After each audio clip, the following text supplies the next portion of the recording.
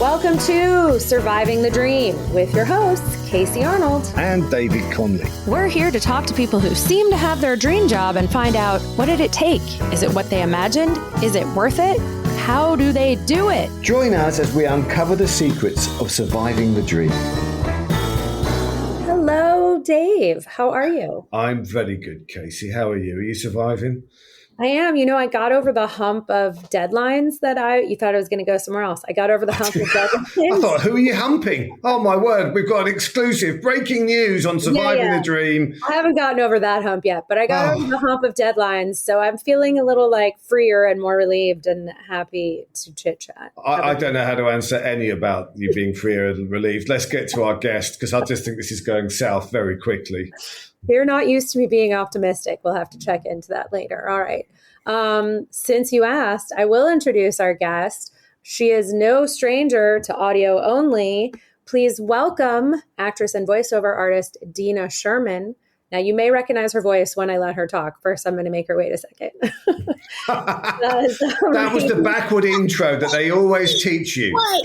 I know. Yeah, I'm sorry. Yeah. You're supposed to go with all the credits and then the name and then you go, You know, I was going to do that and then I second guessed myself and now everybody knows I'm a failure. Sorry. Yeah. You should go to MC school now. Yeah, that's what they always say at the comedy clubs. All right. Take two. Take two, everybody.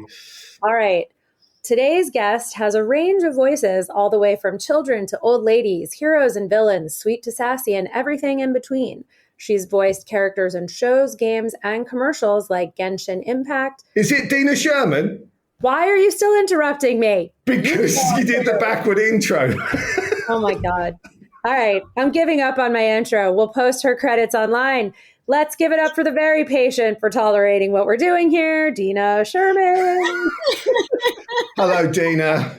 You've got some incredible credits. I should read some out just to add to all that, right? I mean, you just go ahead and try. Yeah. Oh my gosh, my face already hurts from laughing. Yeah. You've done Bleach memories. Professional, and we just wanted you to feel at home, with what's going on. Yeah. And, I actually saw one of your credits was a Lala Loopsy promo, and I wrote some Lala Loopsy, and I wonder if you wound up voicing something I wrote, but since it's like a year apart, we just were never together. Yeah, it was a while ago, and that would be super cool if it was. It would be. Sometimes stars align. Okay, so I'm going to get back on track. I'm going to be professional before the podcast ends. It's a first here at the Surviving the Dream podcast. Let's have fun. What was the dream for you, Dina? What is the dream? Is and was. I have always, I can't say I've always wanted to be a voice actor. When I first went to school and I was doing things, I always, I loved the idea of acting. And then I fell into voice acting and went, oh, this is it. Yes. I'm in love with what I do. I'm having so much fun. And even in high school, before I even knew what voiceovers was, I was competing and doing things in school. I guess to explain, if everyone has this speech and debate team. Yeah, I was the person that was creative. I didn't do the speech and debate part. I did the humorous and dramatic interpretation, which is like a 10-minute piece, and you just stand there and you have it memorized and you do it. Wait, was that an official class? It's like like the future stand-up comedians club. Ooh, that would be super cool. What was it? A 0 period class? But I did compete. I mean, the speech and debate team does compete, and I did compete in those categories, and I did win a lot. What do you win for competitions like that? A trophy that you find useless later in life. But no, you still know you won. I still have. Yeah, I do know. I won state and national. Yeah, a couple of years, and it gave me the experience and the knowledge and the love of voicing or creating characters and telling stories with characters, because that's what you have to do. So I had a knack. Were you doing different voices? Sorry, Dave. Yes. Oh, and so what I want to know is what was the original dream? Was it I want to be an actor, or I wanted to be a voiceover actor, or did it just evolve?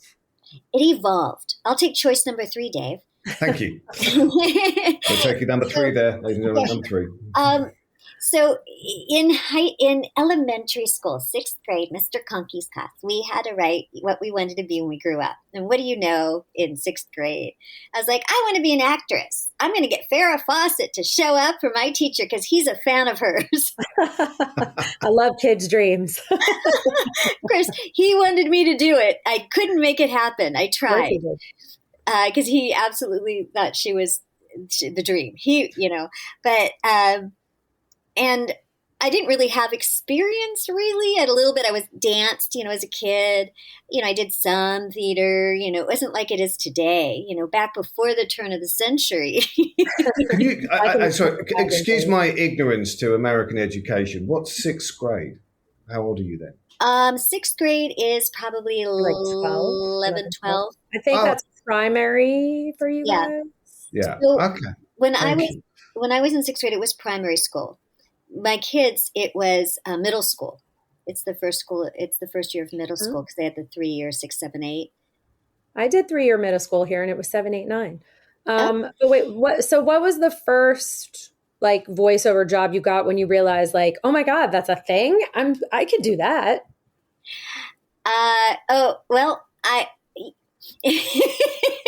It sounds like I'm self-editing. Don't edit on this. We'll do the editing, Dina. I've already been to tell you the bar is set so low. You're going to be fine. Yeah. My brain's like, oh, well, it was this. No, it was that. Well, it could have been this. Well, I should do that one. Okay, so when you're trying to be an actor in LA and you're starting out and you have to do this for realsies because now you have to adult all of a sudden. You have to try all these different things. And I got lucky in one case where I just got a hold of some radio stations and said, hey, I'm pretty good at reading. You want me to read for you or something? I don't know what I said. And they started to put me on the air. Well, how old were you then? Was this 7th grade you're going to tell me when you were doing this? Or? Yeah. Or did you look more like Farrah Fawcett back then and that's what was encouraging them to say yes? Yeah. I have the perfect face for radio. That's part of another story. But she's actually much prettier than that, listeners, just so you know. I'm allowed to say that, but we're both thinking it. It's okay. Well, it depends. You're never quite sure who it is you're speaking to. That makes me want to ask sorry, now I want to jump around once you start doing the voices. I want to know, like, how do you start developing your range of voices? Like, do you have one that's your favorite? Do you basically say yes anytime anyone is like, can you do this voice? And then you just figure it out? Yes. Fake it till you make it, baby. Absolutely. Yep. It's a combination. You start to build your repertoire, which I actually had because of what I did in high school. And then through theater, you work on characters. Improv works, any jobs you have, you're taking on a character role. So there's a lot of characters that are just very real.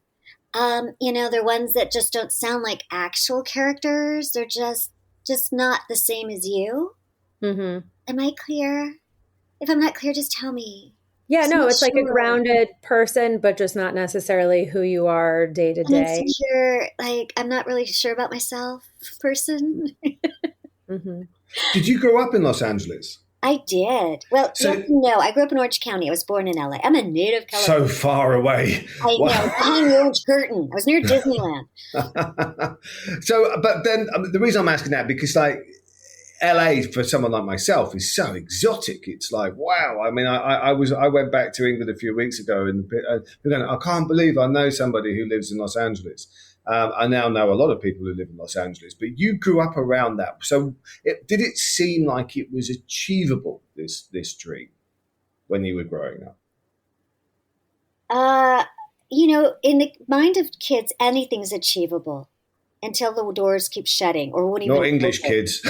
Well, no, because the world has opened up quite a bit. Thanks. And one good thing from the pandemic was it gave people around the world an opportunity to do things outside of where they're located because of Zoom and because of tech. So, that I understand, but what I'm trying to get at is because of the geography, and this is something that kind of interests me. Does that seem achievable because there are other people who might do that? Yeah, well, I went to UCLA, so I was in the heart of everything. So yes, it did make it a lot easier. Right. Did we land on what the first job was? So the first job, I remember I was doing just a bunch of radio spots for a local radio station. Right. And my baby brother had just entered UC Santa Barbara. And I went to visit him.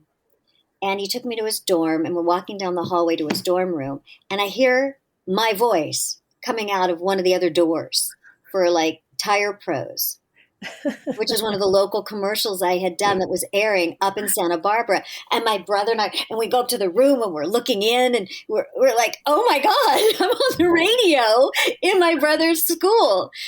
So that was the first time that I felt like this is kind of legit. And then I got— How did it feel to hear your voice?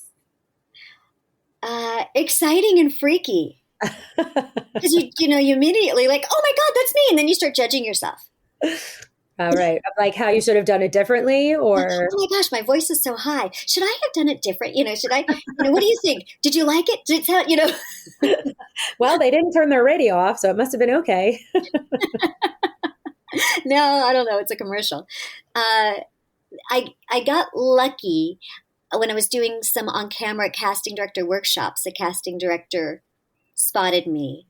It's a very funny story, but long to short story is he sent me to ICM and was my first agent. So it was a little insulting because here I'm trying to do on-camera work, and he basically said I've got the perfect face for radio. For cartoons.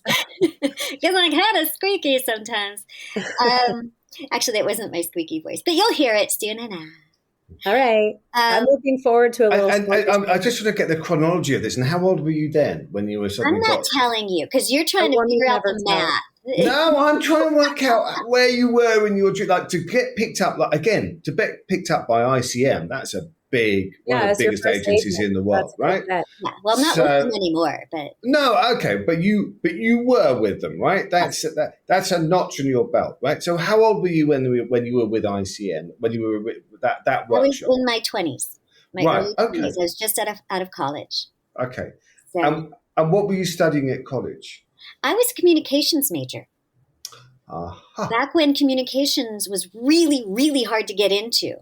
Like you had to petition to get in your sophomore year, and they only took like 100 or 200 students. And Did you finish? Did you finish, or did you? Yeah, I have a college degree. I didn't go on to a master's. I started working. Yeah, no, that's what I was wondering. Like, if you wound up getting a bunch of gigs, and you were like, "Nah, I don't need this college thing. I'm just gonna make silly voices." Well, we didn't really know about voiceovers then. Actually, if I may. You guys know what voiceovers are, but I don't know if your listeners do. That is a good point. But you break it down for us. I cannot beatbox. Sorry. So whenever you see, like, anything on the radio is a voiceover because you can't see a human being. Anytime you hear a human voice and a human being is not present, that's usually a voiceover. That's why in animation, it's, animals can talk, tools can talk, furniture, things, genies, Aladdin, carpet, whatever, horses, everything can talk because a human records it as a voiceover. That's probably the easiest way to know what a voiceover is. It's a human being does the dialogue in any language. So you're giving life to lots of things that are inanimate a lot of the time, or drawn. Yeah. Yes. And you should probably explain, what stage do you get involved with that? Oh, that's a fabulous question. Deep and different. Okay, you win this round. No, I don't like saying, "Oh, good question," because it's a stalling tactic. But no, I'm saying this because it has a lot of different answers. Give us all of them. All of them. But you mean like if it's TV or a video game or a commercial? So, yes. There's a difference between animation made in the United States. So I call it first generation animation. And then you've got anime or dubbing, where the animation is made somewhere else and then it's brought here. Mm-hmm. The biggest difference between where I come into the process is either the beginning or the end. So in first generation, when it's done here in the United States, you have the writing is done first, the storyboard, the artist, all that is like laid out. But all it is, if you know what a storyboard is, it is, if you remember in the newspaper back when it was an actual paper and there was the comic strips. You should do your old lady voice while you tell this part. Back in the day. Well, do you want the cranky old bitch or do you want Yes. the sweet little one? Back in the day when I was reading newspapers, when we actually read? Yeah, those days we had paper. And there was cartoons in them. Actual things, and they were in the image. And you actually had to read what they were saying in that cartoon. And it was a panel, and then there was another panel, and maybe by the third or fourth panel, you got the joke. Think of Peanuts. Think of Hey Arnold. There's a whole bunch. Amazing. And that is what a storyboard looks like if you take out all the color. And that is what a voice actor brings to life instead of just plain reading. Let me just get this right. So you were given the storyboard rather than the completed animation. So absolutely right. That's fascinating. So you're building a character with a director, I presume. But it is usually still like storyboard in motion. So it's like a rough version of the animation. Really? Oh, that's called an animatic. Oh, you're right. On the shows I've done, we did it at animatic. You know things. You're just trying to trick me. I get it. I'm standing on my toes here. You're right. We on the show that I was on my Lego show, we did it at animatic. Yeah. So, and the animatic is done just after the voice work. So basically, as an actor, I get the script. So all that has to be done beforehand. I don't always see, very rarely do I get to see the storyboards. That's really for the production team to see. There were, back when we did ensemble recording, which meant the whole cast was in the room, and it was super, super awesome. Yep. There were times the casting director or the voice director would bring out the storyboard so that we could see what was going on. But my best way of explaining what the voice actor brings to these kind of products or projects is, think about Mel Blanc. When he would do Bugs Bunny and Daffy Duck and Looney Tunes, and Daffy Duck had to bounce off the trees, the walls, the floor, the rocks, and he's hitting everything, and then he falls and then bounces 3 times. The director will say, yeah, he's excited, and then he falls off the cliff, for example. Mel would go, ha, hoo, wee, wah, ah, what, wah, Mm-hmm. and lay all that out. And then the animators, of course, you do it so much better than me. And Eric Bauza does an amazing job too. But the animators would get this track and then would animate the bouncing to all these different sounds and the fall. My favorite is, asking, well, I'm falling, how far? And right, how hard do I land? That's like the difference between writing live action and writing animated scripts too, is that you write in like the walla, or that, like grunting walla, effort walla. And I remember having to get used to that. And I'm like, oh, right. Cause they need some indication of that. And you want it to match the actor. But what's fascinating to me in this, Dina, is that you must be giving the animators inspiration as well. If you're going from that process, then they have to build on your voice. And I mean, the only time I've ever done it, I've actually gone in right at the end, probably because I'm replacing someone last minute. But you're actually helping create these characters before they've even been visually created, really. Yes, you can't see me vigorously nodding. Yeah, no, I think that's fascinating. I've learned something there. Really collaborative team effort. What the actors bring, because we have perspective as well. We stay true to the story. It's always about delivering the story. What is the best to get the message or the story across? What can we do if it's comedy to make it funnier? What can we do to make it more poignant? And like the walla, the efforts, the little sounds. Okay. It's written just okay. We had the sigh. And the animators go, oh. And then they get to draw that. So, are you in the room with the animators or the writers or all of the above during that process? It really depends on the project. Usually it's just the producer and the voice director and the engineer.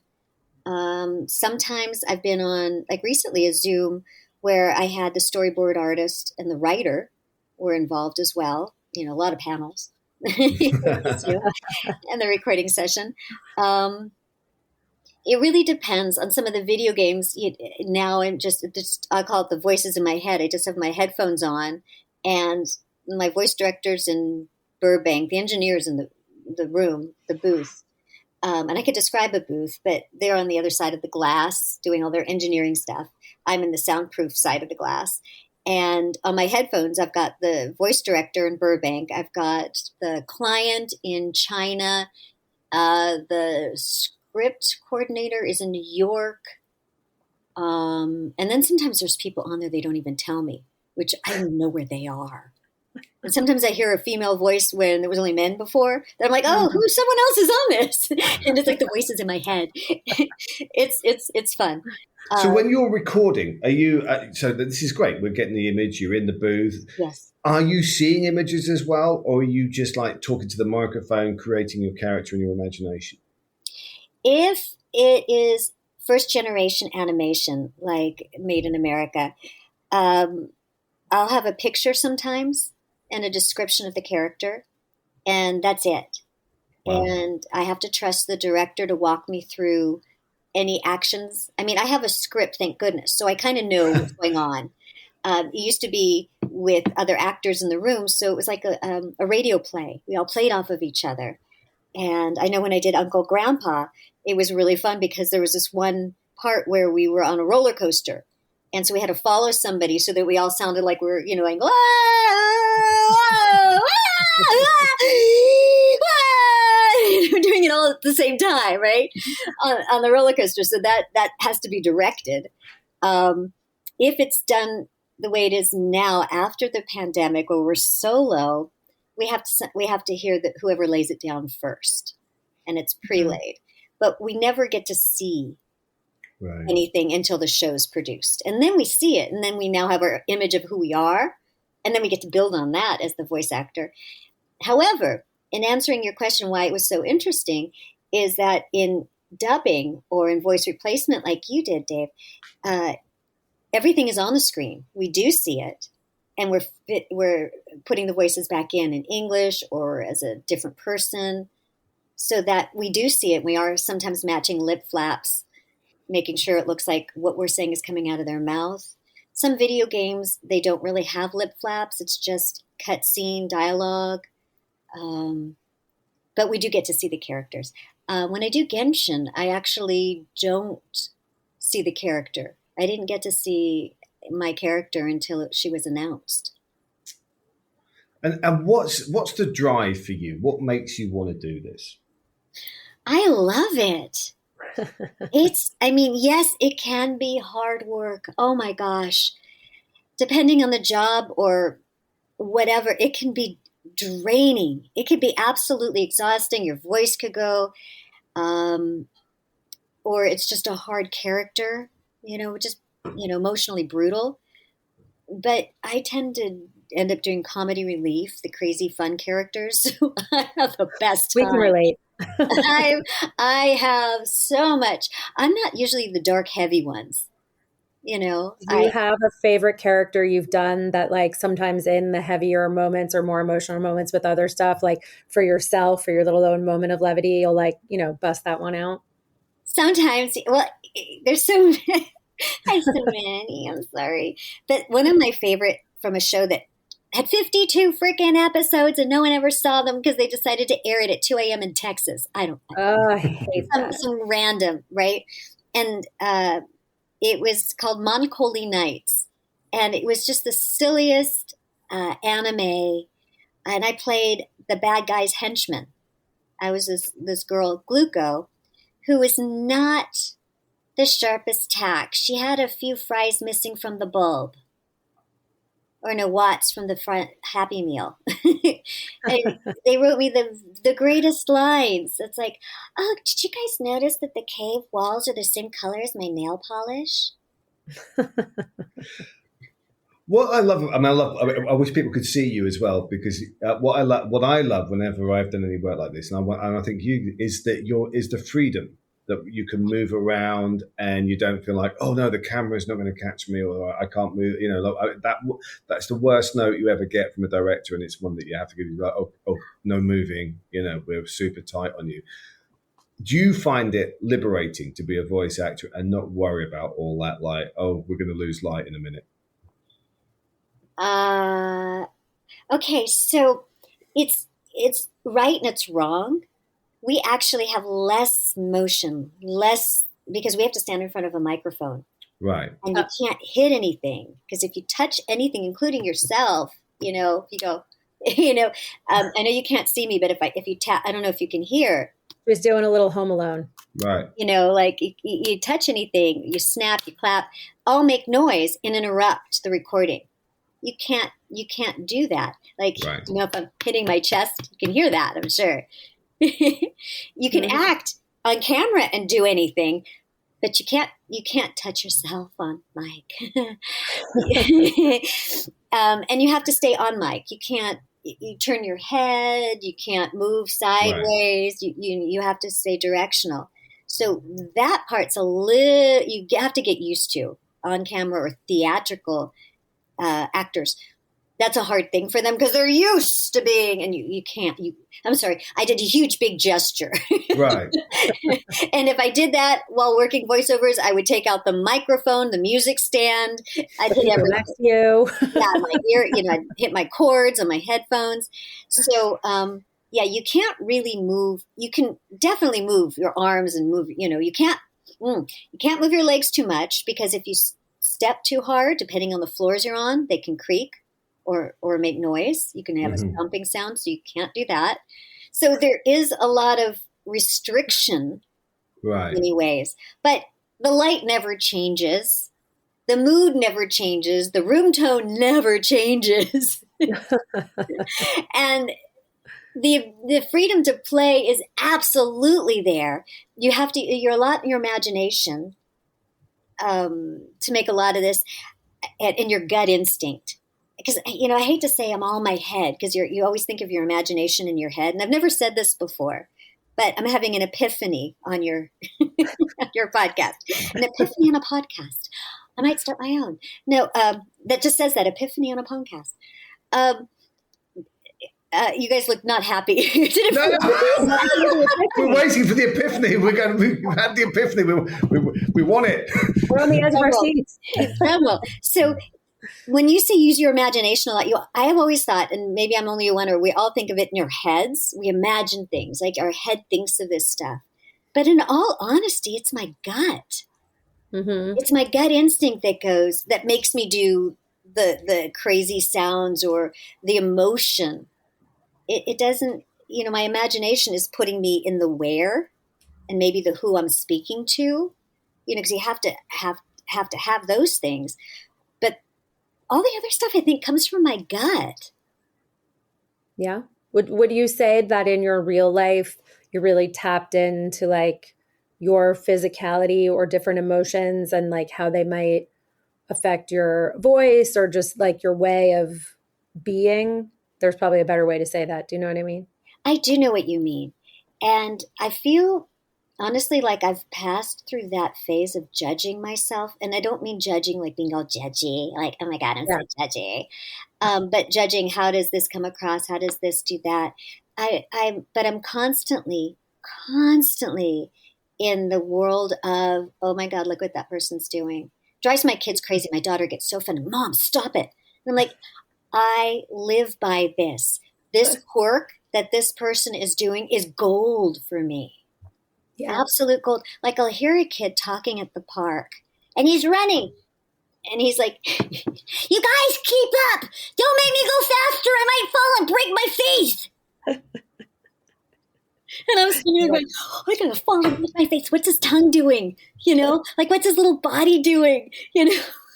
Do you do like a little voice memo then to be like, oh, remember this voice? That's a good idea. As a writer, right? Like I collect little traits like that too. I eavesdrop or I watch people or I'm like, oh my God, what is that story I just overheard someone saying? That's amazing. I have to use that somewhere. Yeah. So I totally get it. And I'm sure it does annoy some people that everything is fodder, but well, right. I mean, I guess for your kids, especially if it's like anytime they have friends over and you're like, I love the way your friend talks. Tell me more stories, right? You're like, we're paying for your next year at college. You have that friend over all the time. Yes. What's the toughest part of your job, you think? Auditioning. Actually, no, it's the waiting. I'll rephrase that. I love I can't say I love all my auditions. Some of them are crap, honestly. Okay, let's just be real here. People are making projects and they're not all good. Really? I gotta say, or they're not my taste, maybe. Some of them are definitely not my taste. Or the writing is just like, oh gosh, really? College, maybe? No, not sure. Tried, gave up. Syntax, but for the most part, I love auditioning. I love coming up with new characters and just sinking my teeth into it and having fun. And then I've created something and I have to let it go and hope it gets picked. That's the hardest part. That part is hard. Yeah.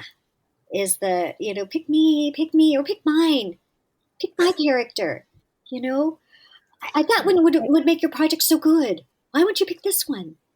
What's wrong with you? What's wrong with you people? What about those ones which you're saying, oh God, this is terrible. And then you get the, Dina, we want to hire you. Okay, that did happen. That did happen. Dave, what is it with you? And you're in, you're right in there, aren't you? We know each other a little bit better. Just like, have we had that one already? So right after, I just had a baby and I actually had to okay, here's the dirt. Okay. Oh my God, okay. You don't have to mention names, just the story. I won't. I mean, really she can mention the father of her child if she knows who it is, Yeah. If you are tall, no, I'm kidding. If you are tall, extremely rich, love comedy, and want to be mine. It's been too many years since I've now I'm married 31 years. But anywho. Congratulations. Thank you. Do you feel like that's helped you in your career? Sorry, now I'm getting off track. Sorry, go back to Dave's question. Yes and no. There's always having the support there, but then there's the distraction of it. So I had just had a baby and I had a call back for this one particular show, no name mentioned, and they were really going to move forward with this. And I found the show absolutely disgusting and horrifying. In what way? Oh, come on. It had to do with the people who had that were wealthy and lived in up on the hill, and then it was mostly about those people, and the characters that were on this cartoon were all the people that lived downstream of all the pollution, and it had all the birth defects, and it had all the deformations, just all these things wrong with them because they were downstream of the upper peoples. Wow. And I was not kidding. I was really bothered by this. Yeah. And I was getting the call back and they were I was going, I don't want to do this. And they really loved my characters and I did everything I could to try to tank it. And without being bad. And I wasn't bad that I didn't get it. And I was so happy because they're like, what do you think of this? I think is where I kind of let it out a little bit. They're like, what do you think? Do you like this? I'm like, I just had a kid and this is really hard for me. And they're like, she has feelings. We don't want her. Wait. Oh, did you not do the job then? No, I didn't. I got out of it. But the dirt. So I'm waiting to go in for the callback. These are in person. This was a long time ago. And they're never on time. So I'm waiting. And I just had a baby. And I keep bringing this up because when you just have a baby, you have to feed that little critter every 2 hours. Oh. So I'm waiting. And I finally get up and I say to the casting director, I know I still have a ways to go here. There's people ahead of me, but I'm leaking and it's starting to get engorged. Is this hurting? And my shirt's getting very wet. Is there any way I can go next? But at least it's an audio medium, so I don't know why you were worrying about those things. Well, you're a guy, but it is quite painful. I'm sorry. Put cabbage on it. I'm sorry, cabbage stinks. That was you don't travel with cabbage in your purse for when you're feeling engorged? Doesn't No. I'm learning so much on this podcast. And then my favorite is when they tell you to go express yourself. Has a whole new meaning. Yeah. Let's get back to this marriage of 31 years. The end of that story is so the casting director's like very woman. She's very sweet. She was like, "Oh my God, absolutely, let's get you in there." And so she goes, "Okay, Dina, come on." And this guy stands up and he's, "Excuse me, I was waiting. I've been here longer than she has." And the casting director looked at her and she goes, "You're not leaking. You can wait." And the guy was like, "Wait, what?" "She's got a baby to feed. Sit your ass down." You're not leaking. I love it. So yes, that was my, thank God I did not get that job. It really, really bothered me. So let's go back to this. You said you were married for 31 years. Is your husband in the industry? Not at all. Really? And you said you did hint, and he sounds like an amazing guy, though I've heard nothing about him, as a distraction. So how do you survive with that? I mean, you've told us you've got children, you've got a husband, and you've got a career. That's quite a triangle that you've got to navigate your way around. That's a Tell me again the name of your podcast. Surviving the dream. Yeah. What do you do to survive? How do you balance it all? What's your trick? Such a challenge. Being a wife, a home keeper, whatever, a professional and a mother. I used to say my internal theme song was Ringling Brothers. A constant juggle of two little lives, whatever. My husband traveled a lot, taking care of him, and then the dog. When we had a dog, we had a clam, we had a hamster, but a clam. Yeah. My kids brought home one of those closed shells. Like, look, we found a closed one. I'm like, that's great, and it opened, and there was a little clam inside, a big clam. And so I put it in the fish tank, which we no longer had fish, and I got salt water, and we had a clam for 3 months, and we got to learn about the foot, how the whole thing moves. And wow, you were definitely the only person I've ever met who had a pet clam. There you go. And you know what its original name was? What? Clammy. It's okay. I named it. However did you come up with that? I know, right? I had young kids. That was really fun. It is incredibly hard. Did I say incredibly? I know there's got to be another word. Difficult. Maybe one more. You don't know who you are. You don't know am I a mom today? Am I trying to focus on my career and I'm exhausted? Oh my gosh, I've got to make dinner. My husband's coming home. He has things I have to take care of for the house. My kids need me. Everybody wants a piece of you. And you want to be there for everyone. You don't want to let anybody down. At least I didn't. I mean, maybe other. How did you find time for people and yourself? You have like a routine you stick to, or? Oh, I'm the worst at routine because every audition comes in, breaks that fucking routine. Oh, yeah. Because you got stuff that comes in and says, we need an immediate turnaround. So yeah, my routine is to be flexible, incredibly flexible. This is what I set out to do. If I get any of it done, yes. And it's not procrastination. It's there's things that pop up and you got to get to them. What I did, I found out, and I want to share this. There was a day, I found a 2-hour window in the middle of my day. And I went to the library and I got myself a really bad paperback trashy novel. Screw it. I'm going to get bubble gum for the brain here. I got this like paperback and I walked across the street to this beautiful restaurant and I sat down and ordered myself an iced tea and a salad. And I said, I'm going to just sit and enjoy my book and my lunch. I have 2 hours. And I spent the 2 hours going, okay, looking at my watch. what do I need to do? Okay, I got to get the kids. Oh my God, when I get home, I have to do this. And all these things I should be doing. I should do this. I should do that. And I didn't really enjoy that time. And then that was it. And then I went back, and the routine, that's not the routine, but that's the routine, because you kids actually set a very strict routine. Believe it or not, you got school, you got pickup, you got the after school, you got the dinner, and you get the bed. It's a very strict routine for the most part in that respect. And then you're getting work done in between all of that. It was another 3 months before I found myself another 2-hour window. Wow. And I went, took myself back to the library, got myself another book. Couldn't find the same one, just kidding. And then went back to the same restaurant across the street, ordered the iced tea and the salad, and said to myself, I will never should on myself again. I love that. Is there a breaking point? What's that? Is there a breaking point, Dina, where you went, you know what, something's got to give, though? Yeah. Oh, yeah. Yeah, you cry. Then people die. You have family that you have to take care of too. Things happen. And I always found work. My agents have been wonderful. I've said to them, please send me auditions. Please send me the stuff. Let me record and send it back to you. If it's crap, just toss it. Give me a chance to recover.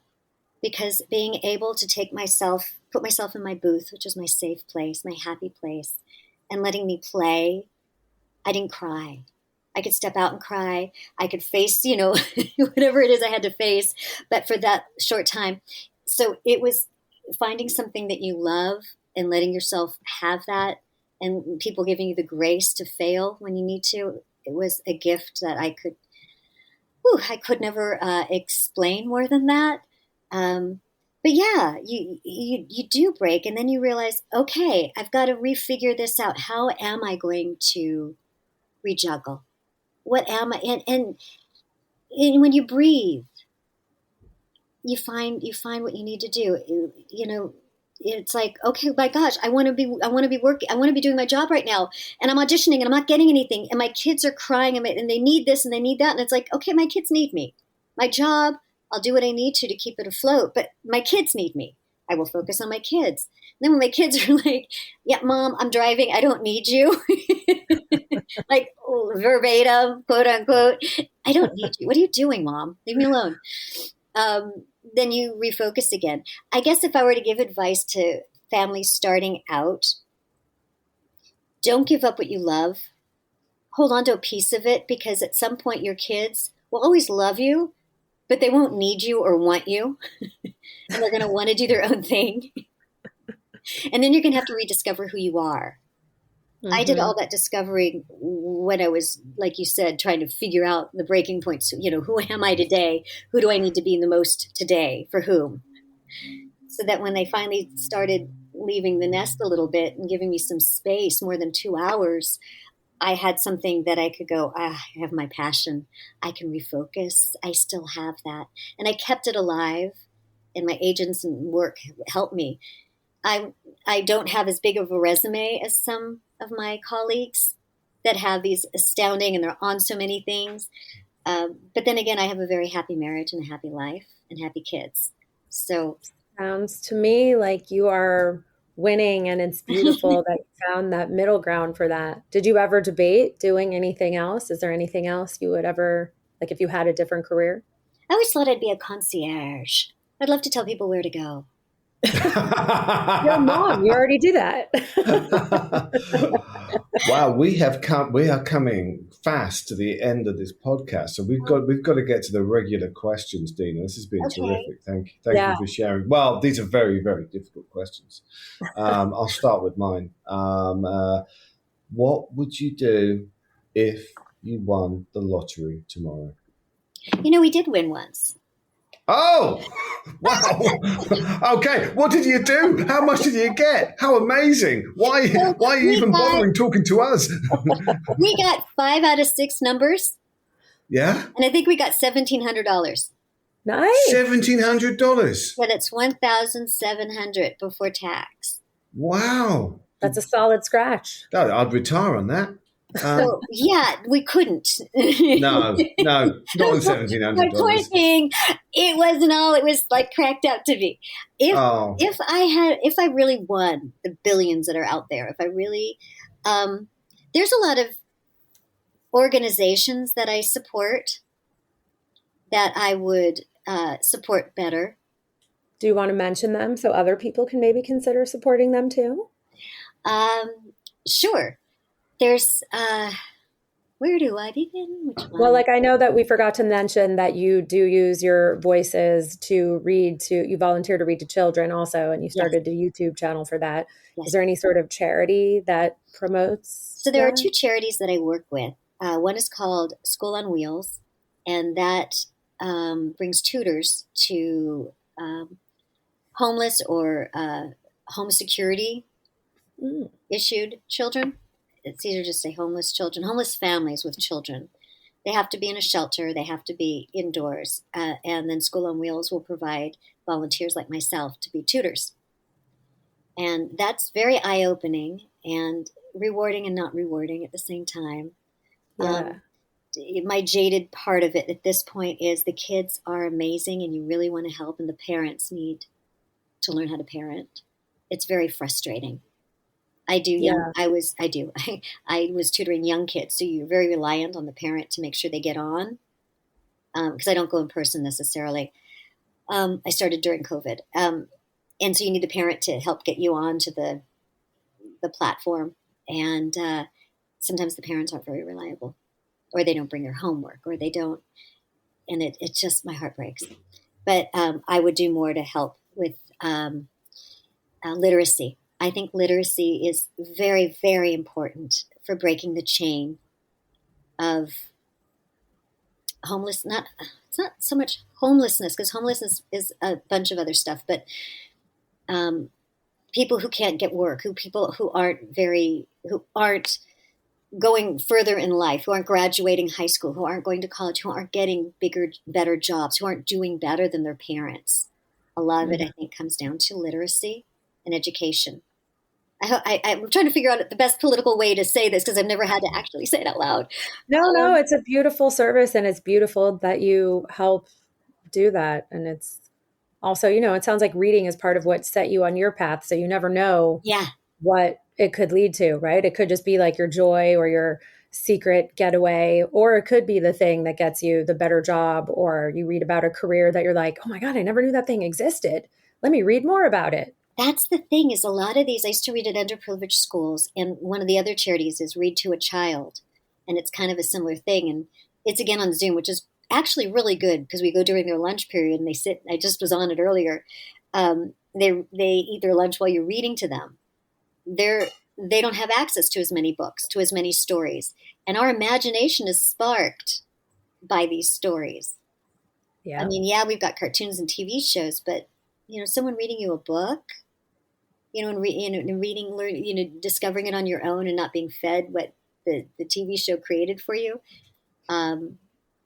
it has meaning, it's empowering in many ways. So like you said, showing some kids biographies, which I haven't done yet because my kids are too young, the ones that I'm working with. But science, there's a lot of science stuff. Like today I was reading Ada Twist, Scientist, this little kindergartner. And I said, do you know this is also a cartoon? And she's like, what?